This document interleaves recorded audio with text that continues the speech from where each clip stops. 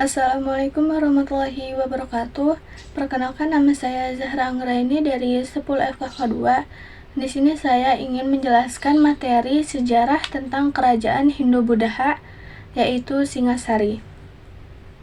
Pendirian Kerajaan Singasari. Kerajaan Singasari didirikan pada tahun 1222 Masehi oleh Ken Arok di wilayah Tumapel, kini Singasari, Malang, Jawa Timur. Berdasarkan Kitab Pararaton, Ken Arok berhasil merebut kekuasaan dari Tunggul Ametung, seorang Akuwu penguasa daerah di Tumapel, dengan membunuhnya dan menikahi istrinya, Ken Dedes. Ken Arok kemudian mengangkat dirinya menjadi raja pertama di Singasari dan mendirikan dinasti Rajasa yang nantinya juga mendirikan kerajaan Majapahit. Raja yang paling berpengaruh, Ken Arok pada tahun 1222 sampai dengan 1227 Masehi. Pendirian kerajaan, Ken Arok adalah pendiri dari raja pertama Singasari. Ia memulai dinasti Rajasa setelah merebut kekuasaan dari Tunggul Ametung dan kemudian memperluas wilayah kekuasaan Singasari dan menaklukkan beberapa kerajaan kecil di Jawa.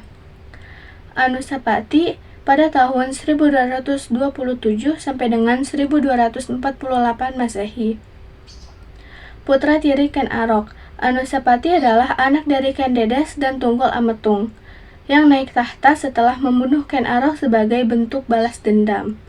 Pemerintahannya ditandai oleh intrik keluarga yang ketidakstabilan politik. Tohjaya pada tahun 1248 Masehi. Kudeta dan kekacauan. Tohjaya adalah putra Ken Arok dan istri lainnya, Ken Umang.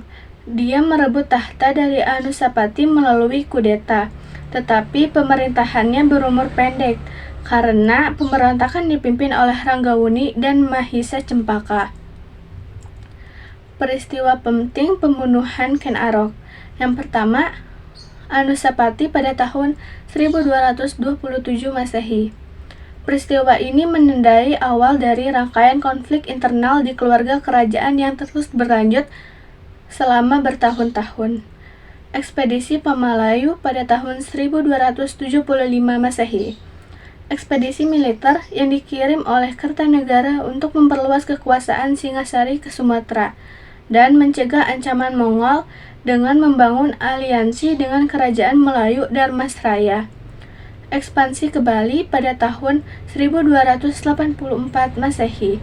Penaklukan Bali oleh Kertanegara untuk memperkuat posisi Singasari sebagai kekuatan utama di Nusantara. Serangan Mongol dan pemberontakan Jayakatwang pada tahun 1292 Masehi. Kekalahan Singasari oleh pemberontakan yang dipimpin oleh Jayakatwang Adipati Kediri, yang berhasil membunuh Kertanegara, menyebabkan keruntuhan Singasari dan memberikan kesempatan bagi Mongol untuk menyerang. Ekonomi.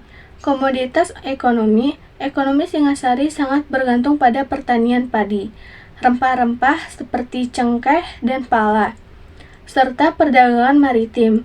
Singasari juga terlibat dalam perdagangan internasional, terutama dengan negara-negara di Asia Tenggara dan Asia Timur. Sistem irigasi. Sebagai kerajaan agraris, Singasari memiliki sistem irigasi yang baik untuk mendukung pertanian padi. Pertanian adalah tulang punggung ekonomi Singasari dengan hasil panen yang cukup untuk mendukung populasi dan militer kerajaan. Perdagangan maritim. Selain pertanian, Singasari juga terlibat dalam perdagangan maritim dengan negara-negara tetangga. Pelabuhan di pesisir utara Jawa menjadi pusat perdagangan yang penting untuk komoditas seperti beras, rempah-rempah, emas, dan tekstil. Runtuhnya Kerajaan Singasari. Kerajaan Singasari mengalami keruntuhan pada tahun 1292 Masehi akibat serangan Jayakatwang dari Kediri. Jayakatwang yang terasa terancam oleh kekuatan Kertanegara memberontak dan menyerang ibu kota Singasari. Kertanegara dan sebagian besar keluarganya terbunuh dalam serangan ini. Kekalahan ini menyebabkan keruntuhan Singasari dan pembagian kekuasaan di Jawa. Pemberontakan. Pemberontakan Jayakatwang pada tahun 1292 Masehi.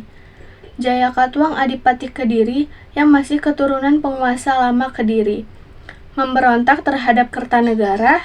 Pemberontakan ini berhasil menaklukkan Singasari, membunuh Kertanegara, menandai berakhirnya kekuasaan Singasari. Invasi Mongol pada tahun 1293 Masehi.